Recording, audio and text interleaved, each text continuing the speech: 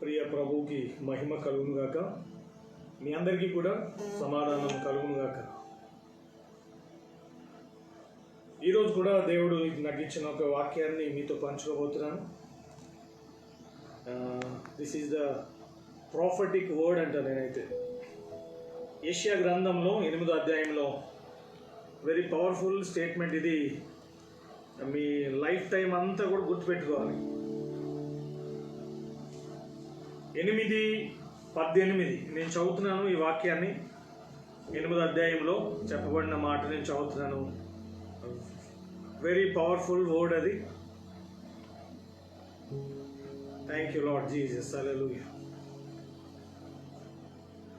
ఇదిగో నేనును యెహోవా నాకు ఇచ్చిన పిల్లలను, సియోను కొండ మీద నివసించు సైన్యములకు అధిపతియగు యెహోవా వలన సూచనలుగాను మహత్కార్యములుగాను ఇశ్రాయేలీయుల మధ్య ఉన్నాము. మనం ఎలా ఉండాలి ఇప్పుడున్న ఈ తరంలో, లేకపోతే ఇప్పుడున్న మనం ఉంటున్న ప్రాంతంలో, ఇక్కడ ఒక దేవుడు ఒక ప్రాఫెసీ వర్డ్ ఇచ్చాడు. ఇది యెషయా ప్రవక్త చెప్తున్నాడు. అది కేవలం ఆయన గురించి మాత్రమే కాకుండా ఇది మనకు కూడా దేవుని వాక్యంలో మనం చూస్తే నమ్మిన ప్రతి వారికి కూడా దేవుడు తన వాగ్దానాన్ని నెరవేర్చే దేవుడు ఆయన. కాబట్టి ఇక్కడ ఇదిగో నేనును నా పిల్లలు అనట్లేదు ఆయన. యెహోవా నాకు ఇచ్చిన పిల్లలు, సియోను కొండ మీద నివసించు సైన్యములకు అధిపతి యెహోవా వలన సూచనలుగాను మహత్కార్యములుగాను ఇశ్రాయేలీయుల మధ్య ఉన్నాము. మేము ఇశ్రాయేలీయుల మధ్య అద్భుతాలు పొందుతున్నాము, ఇశ్రాయేలీయుల మధ్య సూచక్రియలు చూస్తున్నాము అని ఆయన అనట్లేదు. కానీ మేమే అద్భుతాలుగా ఉన్నాం, మేమే సూచనలుగా ఉన్నాం అని ఇక్కడ యెషయా ప్రవక్త ఆయన చూసినట్లయితే ఒక అద్భుతమైన ప్రవచనం ఇది. తన గురించి, తన పిల్లల గురించి చెప్తున్నాడు. నేను నా పిల్లలు. ఈరోజు చాలామంది అద్భుతాలు కావాలని, అద్భుతాలు చూడాలని దేవుని దగ్గరికి వచ్చేవాళ్ళు ఉన్నారు. ఏ రోజు కూడా యేసుప్రభు వారిని అద్భుతాలు చేయమని చెప్పాడు. అదే శాస్త్రులు, పరిచయులు కూడా యేసుప్రభు వారిని అద్భుతాలు చేస్తే చూడాలనుకున్నారు. కానీ ఆయన ఈ భూమి మీదకి వచ్చింది కేవలం అద్భుతాలు చేసి చూపించడానికి మాత్రమే రాలేదు ఆయన. మీరు నమ్మితే అద్భుతాలు ఎవరైతే ఆయన నమ్మారో, యోహాను సువార్త 14వ అధ్యాయంలో ఒక అద్భుతమైన మాట ఇది. ప్రతి క్రైస్తవుడు కూడా ఈ వాక్యాన్ని గుర్తుపెట్టుకోవాలి. అంత శక్తివంతమైన మాట.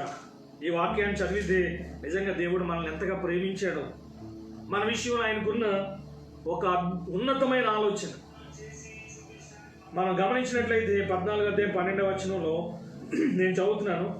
నేను తండ్రి వద్దకు వెళ్ళుచున్నాను గనుక నేను చేయు క్రియలు నా యందు విశ్వాసం ఉంచువాడును చేయును, వాటికంటే మరి గొప్పవి అతడు చేయునని మీతో నిశ్చయంగా చెప్పుచున్నాను.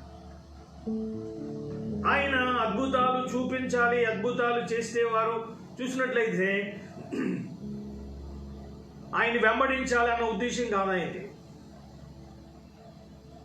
ఆయన ఉద్దేశం ఏంటంటే ఎవరైతే నా యందు విశ్వాసం ఉంచారో నేను చేసిన అద్భుతాల కంటే వారు గొప్పవి చేయాలి. ఆయన మనసు చూడండి, ఎంత అద్భుతమైన, ఎంత ఉన్నతమైన మనసు. అందుకని యేసుప్రభు వారు నడిచినప్పుడు నీడ పడితే ఎవరు లేవలేదు. కానీ పేతురు గారు నడిచినప్పుడు నీడ పడితే అనేకులు ప్రార్థన చేయకుండా, నూనె రాయకుండా, నెత్తి మీద చేయి పెట్టకుండా, జస్ట్ పేతురు యొక్క నీడ పడితే చాలా అపోస్తుల కార్యాలు మనం చూస్తాం, వారు స్వస్థత పొందినట్లుగా మనం చూస్తున్నాం. మీరు బైబిల్లో మీరు గమనించినట్లయితే అద్భుతాలు దేవుడు బైబిల్లో కొన్ని అద్భుతాలే రాయబడ్డాయి.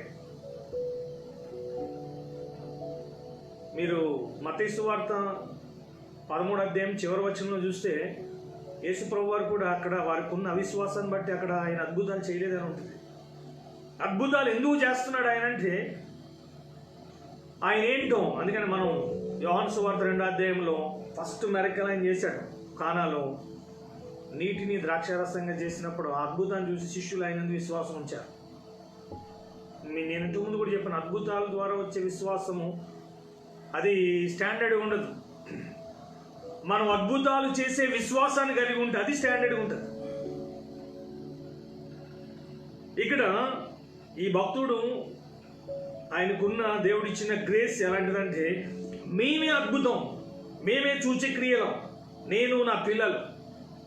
ఈరోజు మనం కూడా ఇది ఇశ్రాయేలీయుల మధ్య అని చెప్పి ఆయన చెప్తున్నాడు. మనం ఉంటున్న రాష్ట్రంలో, మనం ఉంటున్న దేశంలో నేను ప్రవచిస్తున్నాను, మనము అద్భుతాలుగా, మనమే అద్భుతంగా, మనమే సూచక్రియలుగా చూడాలన్నది దేవుని ఉద్దేశం. యేసుప్రభు వారు ఉన్నప్పుడు కూడా అద్భుతాలు చూసేవాళ్ళు కొన్ని వేల మంది ఉన్నారు. ఈరోజు సంఘానికి వచ్చేవాళ్ళు ఎక్కువ మంది కూడా అద్భుతాలు చూసి దాన్ని బట్టి దేవుని మహిమపరిచేవాడు. ఈరోజు సంఘంలో ఉన్న సేవకుడు కూడా ఆయన మైండ్ సెట్ ఎలా ఉందంటే, ఆయన అద్భుతాలు చేస్తే చూసి వాళ్ళు వచ్చి సాక్ష్యం చెప్పాలి. అమ్మా, నీ జీవితంలో ఏం జరిగింది, నువ్వేం పొందుకున్నావు, ఈ రీతిగా ఆయన చేసింది వారు చెప్పాలొచ్చి. ఈరోజు సంఘంలో ఎలా జరుగుతుందంటే, దైవజనుడు చేసింది విశ్వాసం చెప్తున్నారు తప్ప, కానీ బైబిల్లో ఉన్న సంఘము ఈజ్ డిఫరెంట్. ఆ రోజున్న విశ్వాసులు కూడా శిష్యుల్లాగా మారిపోయారు. ఈ రీతిగా వారు కూడా అద్భుతాలు చేశారు. నేను చెప్తున్నాను, ప్రతి క్రైస్తవుని ద్వారా కూడా అద్భుతాలు జరగాలి. అద్భుతాలు జరగాలని చెప్పి సంఘం పెట్టడం కాదు, ఈ రీతిగా అద్భుతాలు చేయాలి. ఎందుకంటే మార్క్స్ వార్తలో ఎలా రాయబడింది, నమ్మిన వాని వలన సూచక్రియలు కనబడును, దెయ్యాలను వెళ్ళగొడతారు, రోగులను స్వస్థపరుస్తారు. అంటే దెయ్యాలను వెళ్ళగొట్టడం, రోగులను స్వస్థపరచడం కూడా మనం గమనించినట్లయితే అది దేవుని పర్మిషన్. దేవుడు దాని కొరకు ఎవరినైతే నిర్ణయించాడో, ఎవరినైతే స్వస్థపరచాలనుకున్నాడో వారిని మనం స్వస్థపరుస్తాం. ఈరోజు కొందరు మనల్ని కూడా అడగవచ్చు, మరి యేసుప్రభు వారు స్వస్థపరిచే దేవుడు కదా, ఇప్పుడు కరోనాతో బాధపడే వాళ్ళని మీరు వచ్చి స్వస్థపరచండి అని మనం అడిగేవాళ్ళు ఉన్నారు. కానీ ఇక్కడ మనం చూస్తే బైబిల్లో కూడా వాళ్ళకి వాక్యం తెలియదు కాబట్టి అలా మాట్లాడతారు. వాక్యంలో ఎలా ఉందంటే, ఇప్పుడు ఆయన యోహాను సువార్త 5వ అధ్యాయంలో బెతస్దా కోనేటికి వెళ్ళాడు. చాలా మంది రోగులు అక్కడ గుంపులుగా పడి ఉన్నారు. అందరిని ఆయన స్వస్థపరచలేదు. ఆయన కేవలం 38 ఏళ్ల నుండి ఏ వ్యక్తి అయితే పడి ఉన్నాడు అక్కడ, ఆ వ్యక్తిని స్వస్థపరిచినట్లు మనం చూస్తాం. ఎలీషా టైంలో కూడా ఇశ్రాయేలీలో చాలా మంది కుష్ఠరోగులు ఉన్నారు. అందరినీ స్వస్థపరచలేదు ఆయన. ఇశ్రాయేలీలో ఉన్న ఏ కుష్ఠరోగిని స్వస్థపరచలేదు. సిరియా దేశపు సైన్యాధిపతి అయిన నయమాను తప్పని ఉంటుంది లోక సువార్తలో. అంత పవర్ఫుల్ పర్సన్ అయినప్పటికీ కూడా ఎలీషా ఆయనకి స్వస్థత వరం ఉందని చెప్పి ఇంకా అందరి కొరకు ప్రార్థన చేస్తూ కూర్చోలేదు ఆయన. ఎవరి కొరకైతే దేవుడు ఆ వరం ఇచ్చాడో, ఎవరి కొరకైతే దేవుడు ఆ గ్రేస్ ఇచ్చాడో దాని కొరకు వాళ్ళు ఉపయోగించారు. అందుకని యేసుప్రభు వారు ఉన్నప్పుడు కూడా ఒక కానాను స్త్రీ వస్తుంది, వచ్చి ఆయనతో ఇలా మాట్లాడింది, ప్రభువా, మరి నా కుమార్తె దెయ్యం పట్టి బాధపడుతుంది, నువ్వు నా పట్ల కనికరం చూపించి నా కుమార్తెను స్వస్థపరచు. అప్పుడు యేసుప్రభు వారు చెప్పారు, ఇశ్రాయేలీల కొరకే నేను వచ్చాను. అంటే మన మైండ్లో, చాలామంది మైండ్లో ఇశ్రాయేలీల కొరకు అంటే కేవలం మనకు కనిపిస్తున్న ఇశ్రాయేల్ దేశం కొరకు దేవుడు వచ్చాడు, ఆ మైండ్ సెట్ మనది. కానీ ఆయన మాట్లాడింది ఆ మైండ్ సెట్ కాదు. ఇశ్రాయేలీలు అంటే దేవుని యందు విశ్వాసం ఉంచిన వాడు. అందుకని బైబిల్ ఉంటుంది, బాహ్యమునకు యూదుడైన వాడు యూదుడు కాదు, అంతరంగమందు యూదుడైన వాడు యూదుడు. అంటే రియల్ ఇజ్రాయేలీయుడు అంటే ఎవరంటే విశ్వాసము కలిగిన వాడు. అందుకని ఆ రోజు ఆ శతాధిపతిని చూసి యేసుప్రభు వారు ఎవరంటే, ఇతను నిజముగా ఇశ్రాయేలీయుడు అంటే ఆయన ఏముంది, విశ్వాసం ఉంది. కొందరికి ఆ కాన్సెప్ట్ అర్థం కాదు. యేసుప్రభు వారు ఇశ్రాయేల్ కొరకు వచ్చినట్టు మిగతా వాళ్ళ కొరకు రాలేదు, ఆ టైపులో ఆలోచిస్తారు. ఇశ్రాయేలీయులు అంటే విశ్వాసముతో జీవించేవాడు. అప్పుడు ఆమెకు అర్థమైంది, ఆమెకున్న విశ్వాసాన్ని వ్యక్తపరిచింది. అలా అనుకుంటే యేసుప్రభు ఆమె కుమార్తెను స్వస్థపరిచేవాడు కాదు. ఎప్పుడైతే ఆమె విశ్వాసాన్ని ప్రభు ముందు ప్రూవ్ చేసిందో, ఆయన చెప్పిన మాట మనం చూస్తాం, అమ్మ నీ విశ్వాసం గొప్పది, నువ్వు కోరినట్లుగా నీకు కలుగును గాక, జరుగును గాక అని చెప్పాడు. నెక్స్ట్ మూమెంట్ ఆమె కుమార్తె స్వస్థత పొందింది. కాబట్టి ఈరోజు మనకి ఆ టైప్ ఆఫ్ ఫెయిత్, ఎలాంటి ఫెయిత్ అంటే అద్భుతాలు పొందే ఫెయిత్ కాదు. ఈరోజు నేను మీ అందరితో ప్రత్యేకంగా దేవుడి వాక్యం ద్వారా మాట్లాడుతున్నాడు. అద్భుతాలు పొందే విశ్వాసం మాత్రమే కాదు, అద్భుతాలు చేసే విశ్వాసం మనకు కావాలి. ఆ రోజు శరీరధారి యేసుప్రభు వారు ఈ భూమి మీద ఉన్నప్పుడు ఆయనకి అప్పుడు చూసినట్లయితే ఆ శరీరం ఆయన ఉన్నాడు. ఇప్పుడు పరిశుద్ధాత్మ దేవుడు ఉన్నాడు, మన అందరి శరీరాల్లో దేవుడు ఉన్నాడు. ఎందుకంటే 1 John chapter 4:4 మనం చూస్తాం, మీలో ఉన్నవాడు లోకంలో ఉన్నవాని కంటే గొప్పవాడు. కాబట్టి ఇప్పుడున్న ఈ రాష్ట్రానికి, ఈ దేశానికి, ఈ తరానికి నేను చెప్తున్నాను, మనం అద్భుతాలను చూసేవారిగా చూడాలని దేవుడు అనుకోవట్లేదు, అద్భుతాలను చూపించేవారిగా, ఇవాళ సైన్స్ అండ్ వండర్స్ అని దేవుడు కోరుకున్నాడు. నిజంగా ఎంత అద్భుతమైన మాట. నువ్వు పొందటం అన్నది దేవుని సంతోషం. దానికంటే నీ ద్వారా జరిగే అద్భుతాలు, నీ ద్వారా జరిగే దేవుని కార్యాలను చూసి దేవుడు మరి ఎక్కువగా ఆనందిస్తాడు. యేసుప్రభు వారిని చూసి ఆయన బాప్తిసం తీసుకోగానే పరలోకం నుండి ఒక స్వరం వినపడింది, ఈయన నా ప్రియ కుమారుడు, ఈయన యందు నేను ఆనందిస్తున్నాడు. ఎందుకంటే ఆ రోజు నుంచి ఆయన అద్భుతాలు చేయడం మొదలుపెట్టాడు. ఆయన ఫస్ట్ మెరికల్ ఆయన అపవాదిని జయించాడు. కాబట్టి మన జీవితంలో ఈ వాక్యం ద్వారా ప్రత్యేకంగా ప్రార్థన చేయండి. ప్రభువా, నేను అద్భుతాలు పొందే వ్యక్తిగా కాకుండా అద్భుతాలు చేసే వ్యక్తిగా జీవించడానికి నువ్వు నన్ను పిలిచావు. నేను చెప్తున్నాను, ఆత్మ పొందని వాడు అద్భుతాలు చూస్తాడు, పరిశుద్ధాత్మను పొందిన వాడు అద్భుతాలు చేస్తాడు. ఎందుకంటే గలతియన్స్ 3:5 ఇలా రాయబడింది, ఎందుకు దేవుడు పరిశుద్ధాత్మను ఆయన ఇచ్చాడు. మనం చూస్తే మీకు ఆత్మను అనుగ్రహించి మీరు అద్భుతములు చేయవాడు. నిజంగా ఎంత మంచి మనసు అయింది, ఆయనే చేయటం. ఈరోజు మనం చూస్తాం, ఈరోజు కూడా చాలామంది గొప్ప గొప్ప సేవకులు వాళ్ళు చేసే దాని గురించి గొప్పలు చెప్పుకునే వాళ్ళు ఉన్నారు తప్ప, వాళ్ళ ద్వారా రక్షణ పొంది ఆత్మను పొంది వాళ్ళు చేసే కార్యాలు బైబిల్ మనం చూస్తే 4 సువార్తలు ఉన్నాయి. 4 సువార్తలు యేసుప్రభు వారు చేసినవి కనిపిస్తాయి. తర్వాత నుంచి చూడండి, ఆయన ఏర్పాటు చేసుకున్న వారు చేసినవి కనిపిస్తాయి. ఆయన ఏర్పాటు చేసుకున్న శిష్యులు ఏం చేశారు. ఈరోజు పెద్ద పెద్ద వాళ్ళు మనం చూస్తాం, టీవీ స్పీకర్స్ వాళ్ళే కనిపిస్తారు. వాడు చనిపోయే వరకు వాడే ఉంటాడు ఆ మైక్ దగ్గర, లేకపోతే వాళ్ళ కొడుకు వస్తాడు, వాళ్ళ బంధువులు వస్తారు తప్ప. బైబిల్ మనం చూస్తే మోషే తర్వాత మోషే పిల్లలు రాలేదు.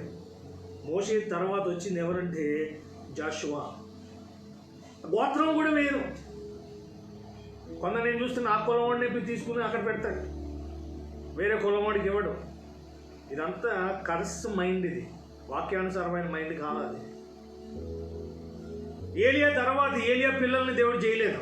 ఎలీషా కూడా మీరు చూస్తే ఆశ్చర్యపోతారు. ఎలీషా టైంలో ఎరికోల ప్రవక్తల సమూహం ఉంది, గిల్గాలులో ప్రవక్తల సమూహం ఉంది, యోర్దాన్ దగ్గర ప్రవక్తల సమూహం ఉంది, బేతేల్ దగ్గర ప్రవక్తల సమూహాలే ఉన్నాయి. ఈయన ప్రవక్త యొక్క కొడుకు కాదు, ప్రవక్త కాదు, అరక దున్నుకుంటున్నాడట, పొలం పని చేసుకుంటున్నాడు ఎలీషా. చాలామంది ప్రవక్తలు అప్పటికే ఉన్నా ఏలియాతో దేవుడు చెప్తున్నాడు, వెళ్ళి ఎలీషాను అభిషేకించు. ఆయన పని చేసుకున్నాడు. ఆయన మీరు ఆశ్చర్యపోతారు, ఈ ఏలియా వెళ్ళి ఎలాగ అభిషేకించాడో తెలుసు. ఆయన అభిషేకం డిఫరెంట్గా దుప్పటేశాడు. దుప్పటి ఆయన మీద వేయగానే నేను అనుకుంటాను, ఆ దుప్పటి ద్వారా చూసినట్లు ఏలి అభిషేకం ఎలీషా మీదకి వచ్చింది. అందుకనే మీరు ఆశ్చర్యపోతారు, ఏలియా అగ్ని గుర్రం మీద, అగ్ని రథం మీద వెళ్ళిపోయేటప్పుడు కింద పడింది ఏంటో తెలుసా? దుప్పటే. ఫస్ట్ వేసింది దుప్పటే, తర్వాత ఆయన వెళ్ళిపోయినప్పుడు పడింది కూడా దుప్పటే. అప్పుడు అర్థమైంది ఎలీషాకి, ఎస్, ఇందులో నాకు కావాల్సిన అభిషేకం ఉంది. ఎందుకు అడిగాడంటే, ఆ రోజు వెళ్ళిపోకముందు ఏలియాని అడిగాడు ఏలి అడిగాడు, అయ్యా మరి నీకేం కావాలి, నేను వెళ్ళిపోతున్నాను, ఏం కావాలంటే నీ మీద ఉన్న ఆత్మలో 2 పాళ్ళు కావాలి. ఆయన ఏం చేశాడంటే దానికి ఎస్ ఆర్ నో చెప్పలేదు. ఆయన మళ్ళీ నీకు కనపడితే అవుతుందని చెప్పాడు. కానీ ఏ దుప్పటైతే ఫస్ట్లో ఎలీషా మీద ఏలియా వేశాడు, అదే దుప్పటి మళ్ళా దొరికింది. దాన్నే పట్టుకుని మనం బైబిల్లో ఓల్డ్ టెస్ట్మెంట్లో చూస్తే, జెనసిస్లో అబ్రహాం దేవుడు, ఇస్సాక్ దేవుడు, యాకోబు దేవుడు అని మనం వింటాం. కానీ ఈయన కొత్త మాట ఒకటి తీసుకొచ్చి దగ్గర అబ్రహాం దేవుడు, ఇస్సాక్ దేవుడు అనలేదు, ఏలియా దేవుడు ఎక్కడని చెప్పి వేసి కొట్టాడట ఈ అర్థాన్ని. అది 2 పాయలు గీడిపోయాడు. అభిషేకం అందులో ఉంది. దైవజనుడు తీసుకున్న దుప్పట్లో కూడా అభిషేకం చూడండి. అందుకని పౌలు గారి టైంలో కూడా కట్ షీట్లు ఆయన చేతి రుమాలు ఇచ్చేవాడట.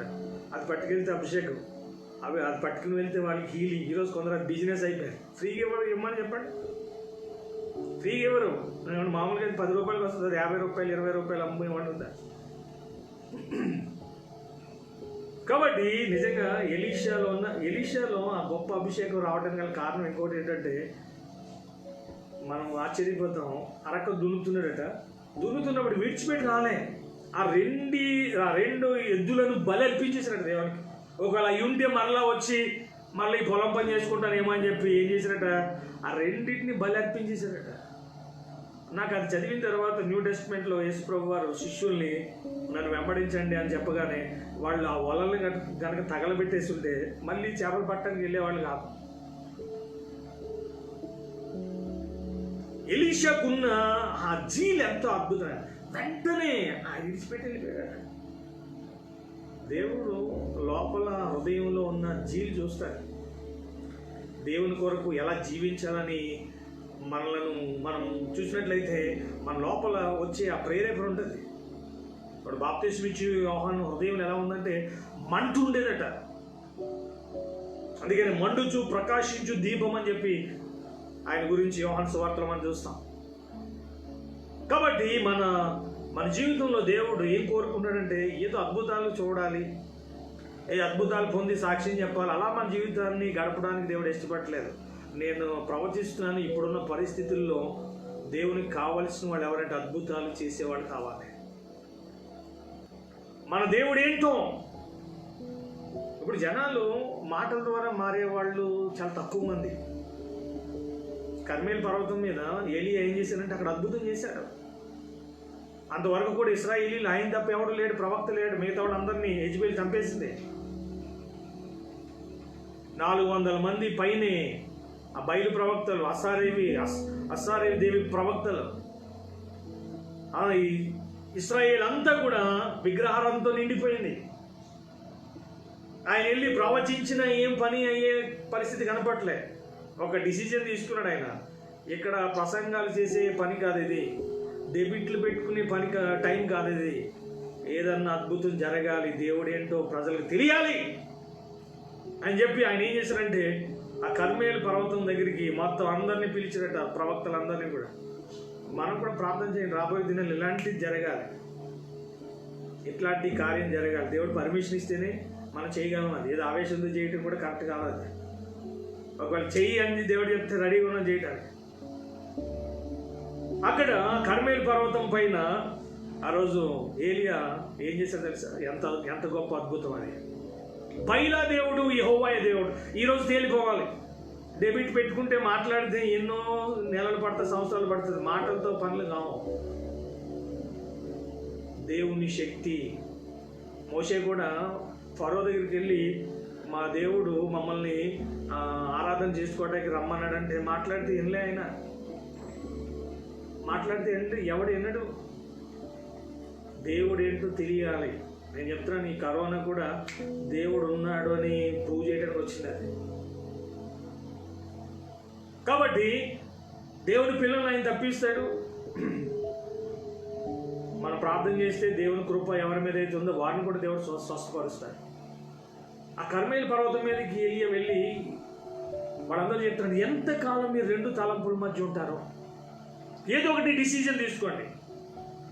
బయలా దేవుడు, యెహోవాయ దేవుడు అని చెప్పి ఆయన ఒక ఛాలెంజ్ చేశాడట. మనకు తెలుసు ఆ స్టోరీ అంతా కూడా. ఆ కట్టెల మీద ఆ బలి ఏదైతే పెట్టారో అగ్ని పెట్టకుండా నిజంగా ఏ దేవుడైతే ఉన్నాడో ఆయన దాన్ని బూడిద కింద మార్చాలి అని ఆ బయలు ప్రవక్తలకి ఫస్ట్ పర్మిషన్ ఇచ్చాడు. మీరు ఎక్కువ మంది ఉన్నారు కాబట్టి మీరు స్టార్ట్ చేయండి. వాళ్ళు స్టార్ట్ చేశారు. చూడండి, వాళ్ళకి విశ్వాసం చూడండి. బయలు వస్తాడు చేస్తాడు, బయలు వస్తాడు చేస్తాడని చెప్పి వాళ్ళకి విశ్వాసం. వాళ్ళకి టైం అయిపోయింది. అరే వాళ్ళకి వాడు లేడని తెలిసినా కూడా వాళ్ళకున్న విశ్వాసం చూడండి. అంతమంది అలా వాళ్ళు నమ్మిన దేవుడు లేడని తెలిసినా కూడా అంతమంది బయలుని వెంబడిస్తుంటే ఆయన ఉన్నాడని తెలిసినప్పటికీ కూడా. అందుకనే మన దేవునికి ఉన్న పేరేంటో తెలుసా? ఆయనకి ఏ పేరు పెట్టడానికి ఏం సూట్ అవుతుంది, ఆయనకి ఏం పేరు పెట్టగలం? మనకైతే ఆ పేరుని బట్టి అన్నం దీవించబడతాడేమో అని ఒక ఆయనకైతే అరవింద్ అని పెట్టాడట, హాఫ్ డిన్నర్. అందుకని ఆయన పేరు కూడా ఒరిజినల్ పేరు, ఆయన చెప్పుకున్న పేరు ఏంటి తెలుసు బైబిల్లో? ఉన్నవాడను అనువాడను, ఐయామ్ ద ఐయామ్, నేను నేనే. ఇంక ఏం పెడతాం ఆయనకి పేరు? అలా ఏ పేరు సూట్ అయితే దానికి, అలా ఏ పేరు సెట్ కాదు. నాకు తెలిసినంత వరకు ఆయన అంత గొప్పవాడు, ఏ పేరు పెట్టగలం? అందుకనే నేను ఉన్నవాడను అనువాడను. మోషేతో చెప్పినప్పుడు మోషే అడిగాడు, మరి ఎవరు పంపించారని నన్ను అడిగితే నేను మీ పేరు ఏం చెప్పాలి? ఇది చెప్పవా అని చెప్పాడు. ఆయన ఉన్నాడు. హల్లెలూయా. ఎలా ఉన్నాడంటే ఆయన చేసే కార్యాల ద్వారా ఆయన ఏంటో. అందుకని రోమపత్రికలో మనం చూస్తాం, ఆయన అదృశ్య లక్షణములు సృష్టింపబడిన వస్తువులను ఆలోచించడం వలన తేటపడుచున్నది. కాబట్టి ఉన్నాడు ఆయన, కానీ ఆయన నమ్మిన వారు లేరు.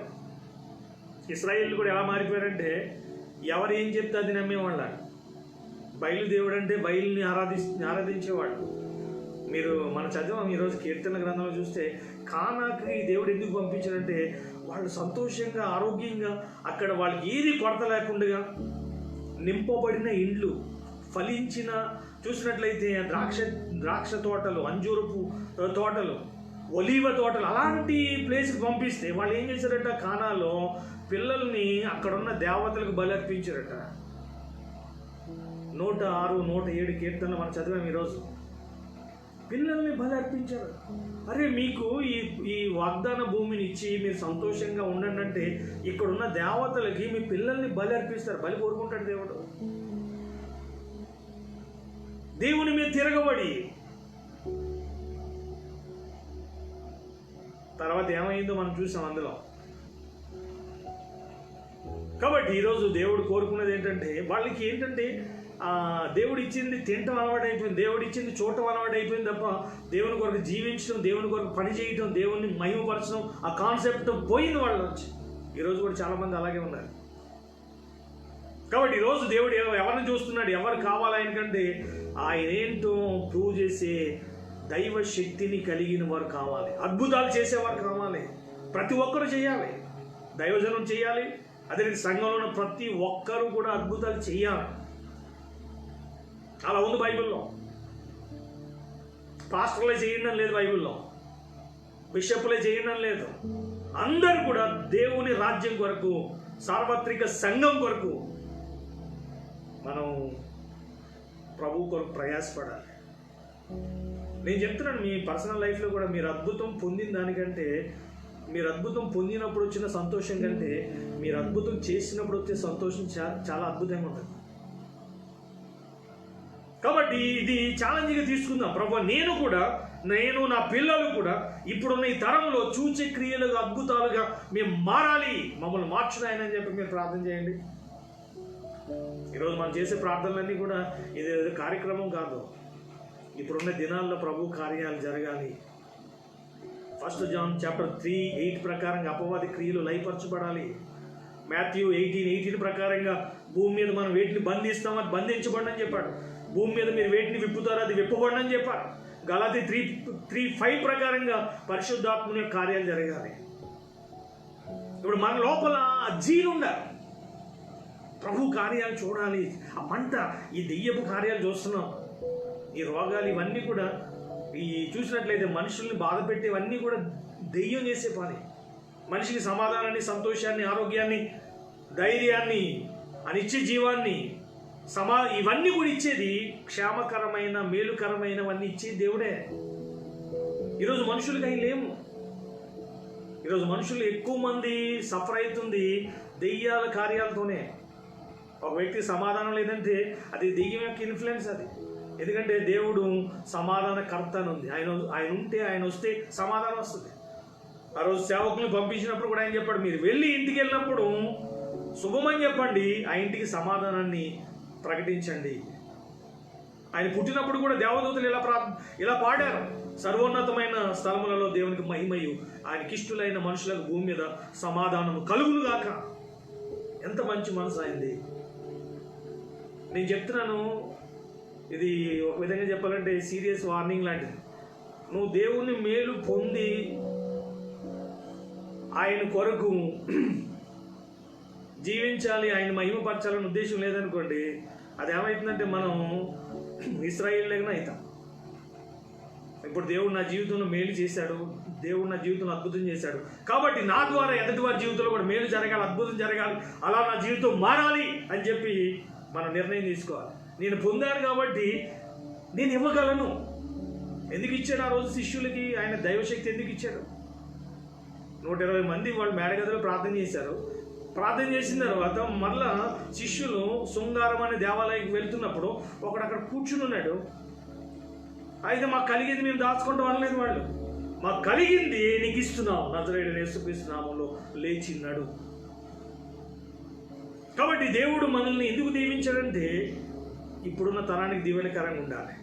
ఎందుకు మన జీవితాల్లో దేవుడు అద్భుతాలు చేస్తున్నాడంటే ఇప్పుడున్న ఈ తరంలో మనము మన పిల్లలు సైన్స్ అండ్ వండర్స్ లాగా ఇప్పుడున్న తరానికి కనపడాలి. ప్రతి ఫ్యామిలీ కూడా అలా మారితే ఎందుకు రారు దేవుని దగ్గరికి ప్రజలు? ఈరోజు ఎందుకు జనాలు ప్రభు దగ్గర రావట్లేదంటే ప్రభు యొక్క అద్భుతాలు ప్రజలు చూడట్లేదు. ఆ రోజు ఆ గేలి అక్కడ అద్భుతం చేయకుండా ప్రసంగం చేస్తుంటే ఎవడు మారేవాడు కాదు అక్కడ. కాబట్టి this is the time of miracles అని చెప్తారు. దేవుని అద్భుతాలు చేసే టైం ఇది. దైవజనుడు నేను చేసే అద్భుతాల కన్నా నేను చేసే చాలా అద్భుతాలు ఉన్నాయి. బైబిల్లో మీరు చూస్తే అద్భుతాలు దేవుడు చేసిన తర్వాత చెప్పొద్దు అన్నాడు ఆయన. మార్క్స్ వార్త 1వ అధ్యాయం మీరు చదవండి. బాబు నువ్వు ఎవరితో చెప్పొద్దని చెప్పారు వాళ్ళతో. అద్భుతాలను బట్టి వాడు నా దగ్గర రావటం కాదు, వాక్యాన్ని బట్టి నా దగ్గర రావాలి. వాక్యాన్ని బట్టి వచ్చేవాడు జీవితం స్టాండర్డ్గా ఉంటుంది. అద్భుతాలను బట్టి వచ్చేవాడు జీవితం ఏమైందో తెలుసా? యేసుప్రభు వారు ఉన్నప్పుడు అద్భుతాలు చూసిన వాళ్ళు ఏం చేశారు? మరి అదే నోరు సిలువ వేయండి వాళ్ళే. శాస్త్రులు పరిచయులు కూడా అద్భుతాలు చూశారు వాళ్ళు. యేసుప్రభు వారు చేసింది ఆయన దగ్గరకు వచ్చి, ఆయన నీకు విశ్రాంతి దినం తప్ప వేరే దినం లేదా? కనీసం వాళ్ళకి మేనేజ్ కూడా లేదు. చూడండి, అరే వీడు ఓత చేయగలిగిన వాడు, ఇంతకాలం వాడికి చెయ్యి చక్కగా లేదు, నిజంగా వాడిని దయతలిచి చెయ్యి ఇచ్చాడు, అయ్యా నీకు వందనాలు అని చెప్పి ప్రభువుని అభినందించవలసింది పోయి విశ్రాంతి దినాన్ని ఎందుకు చేస్తున్నావు? ఈ దెయ్యాలు చూడండి ఎలా మారి. చెయ్యడు, చేసేవాడిని చెయ్యనివాడు, ఆ పుట్టి గుడ్డివాడు వాడు. యేసుప్రభు కనికరించి వాడిని కళ్ళు తెరిస్తే నువ్వు నిజంగా నువ్వేనా వాడివి? మళ్ళీ వాళ్ళ మమ్మీని డాడీని పిలిపించి ఈడేనా మీ కొడుకు? అక్కడ ఏదన్నా అన్యాయం జరిగిందా? పోనీ యేసుప్రభు వారు వాడికి పులుగొట్లని తాగించాడా? వాడి జీవితాన్ని ఏమన్నా వాడికి వాడి కనుదృష్టిని ఇస్తే వాడి పేరెంట్స్ని పిలిపించి మరి ఈడేనా మీ కొడుకు? వాళ్ళంటారు పాపం వీళ్ళకి భయపడి వీడు మా కొడుకే, కానీ వాడికి చూపు ఎలా వచ్చిందో మేము చెప్పే కన్నా వాడి వయసు వచ్చింది, వాడిని అడిగి తెలుసుకోండి అని చెప్పి అక్కడ మనం చూస్తాం. యోహాను సువార్తలో ఆ ప్యాసేజ్ అంతా మనం చూస్తాం. వాళ్ళ అద్భుతాలు చూసి కూడా కొందరు ఆయన మీద ద్వేషం పెంచుకున్నారు. కొందరు అద్భుతాలు చూడటం అలవాటు అయిపోయింది. అందుకని యేసుప్రభు వారు కూడా మీరు రొట్టెలు చూడటానికి వస్తున్నారు, అద్భుతాలు చూడటానికి వస్తున్నారు తప్ప మారు మనసు పొందడానికి రావట్లేదు. వాక్యానుసారంగా జీవించడానికి రావట్లే. వాక్యానుసారంగా జీవించడం ఈజ్ అల్టిమేట్. అద్భుతం అన్నది వాక్యాన్ని స్థిరపరిచేది, కానీ వాక్యం అద్భుతాన్ని స్థిరపరచదు. వాక్యాన్ని స్థిరపరిచేది అద్భుతం, కానీ అద్భుతాన్ని స్థిరపరచడానికి వాక్యాన్ని ఇవ్వలేదు దేవుడు. కాబట్టి ఈరోజు నేను దైవజనుడిగా ప్రవచిస్తున్నాను. యెషయా చెప్పినట్లుగా చూడండి, మనకి గుర్తుండేలాగా ఈ మాట కూడా ఎంత బాగుంది. 8:18 Isaiah, this is the prophecy for your family. మీరు నమ్మండి, ఇశ్రాయేలీల మధ్య నేను నా పిల్లలు సైన్స్ అండ్ వండర్స్. మీరు కూడా చెప్పండి, తెలంగాణలో, ఇండియాలో నేను నా పిల్లలు సైన్స్ అండ్ వండర్స్ అని చెప్పండి. దేవుడు చేస్తాడు. ఎందుకంటే మనకు కూడా దేవుడు అడగకుండానే పరిశుద్ధాత్మను ఇచ్చాడు ఆయన. అది కేవలం ఓల్డ్ టెస్ట్మెంట్లో యెషయా గారు ఆయన ఆ దినాల్లో ఆయన్ని దేవుడు అభిషేకించాడు. ఈ సమయంలో మనల్ని త్రూ జీసస్ ద్వారా, ఆయన కృపను బట్టి ఈరోజు మనల్ని కూడా ఆయన రక్షించాడు, మన పాపాల నుంచి విడిపించాడు, మనల్ని క్షమించాడు, మన పాపాలు కడిగాడు, మనల్ని పవిత్రపరిచి నీతిమంతులుగా తీర్చి వాక్యంతో ఆత్మతో ఆయన ఎందుకు నింపాడంటే ఇంట్లో కూర్చుని ప్రార్థన చేసుకోవడానికి కాదు, అద్భుతాలు ప్రభు మహిమ కొరకు చేయటానికి. నమ్ముతాం, ప్రభు మేము ఈ తరానికి నేను నా పిల్లలు ఇలా కావాలి. ఇప్పుడు ఇది మనం అంటే వేరే సంగతి, ఆయన చెప్పినప్పుడు ఎందుకు కాదు? ఎందుకంటే బైబిల్ ఎలా ఉంది, ఈ సంగతులు దృష్టాంతములుగా వారికి సంభవించి యుగాంతమందున్న మనకు కూడా బుద్ధి కలగడానికి, లేకపోతే మన జీవితంలో కూడా నెరవేరడానికి దేవుడు వాటిని ఇచ్చాడు అని చెప్పి రాయబడింది. 1 Corinthians 10లో మనకు ఆ విషయాలు కనిపిస్తాయి కదా. కాబట్టి మనం ఈ విషయాన్ని నమ్ముదాం. అద్భుతాలు చూసేవారిగా, అద్భుతాలను పొందేవారిగా జీవించడం మాత్రమే కాదు, ఈరోజు వరకు కూడా ఈ మాట వింటున్న మీ జీవితంలో ఎన్నో అద్భుతాలు దేవుడు చేశాడు. దానివలన నేను అంటాను, ఎవరి జీవితంలో అద్భుతాలు జరిగినాయో నీ ద్వారా కూడా అద్భుతాలు జరుగుతాయి. ఎవరైతే రక్షణ పొందారో నీ ద్వారా కూడా అనేకులు రక్షణ పొందుతారు. ఎవరైతే ఆత్మచేత నింపబడ్డారో నీ ద్వారా కూడా అనేకులు ఆత్మచేత నింపబడతారు. అది నీలోకి వస్తుంది, నీలోంచి మళ్ళీ బయటికి వెళ్తుంది. అందుకనే బైబిల్లో ఇలా లేదు. మీ బైబిల్లో కానీ నా బైబిల్లో కానీ ఎలా ఉంది తెలుసా? 4వ అధ్యాయము 23వ వచనంలో మనం చూస్తే, సామెతల్లో నీ హృదయంలో జీవజల ధారలతో నిండునని లేదు. ఉందా మీ బైబిల్ అలాగా? జీవజల ధారలు నీ హృదయంలో నిండునని లేదు. నీ హృదయంలో నుండి జీవజల ధారలు బయటకు వస్తాయి, నీలోంచి బయటకు వస్తాయి. నువ్వు ఒక అద్భుతం చూస్తే నీ ద్వారా 100 అద్భుతాలు దేవుడు చేస్తాడు. ఒక్క రొట్టె నీ చేతిలో ఉంటే యేసుప్రభువు చేతిలోకి వెళ్ళిన తర్వాత అది నేనైంది 5 రొట్టెలు 2 చేపలు కొన్ని వేల మందిని దేవుడు సాటిస్ఫై చేశాడు. తృప్తిగా వాళ్ళు తిన్నారట. కాబట్టి నేను ఈరోజు మిమ్మల్ని ఈ వాక్యాన్ని బట్టి ప్రోత్సహిస్తున్నాను. ఇది దేవుడు మీకు ఇస్తున్న ప్రాఫెసీ కూడా. కాబట్టి మనం ప్రజెంట్ జనరేషన్కి సైన్స్ అండ్ వండర్స్ దేవుడు అలా మనలను నడిపించునుగాక, దీవించునుగాక. God bless you. Thank you Jesus. పరిశుద్ధుడా మీకు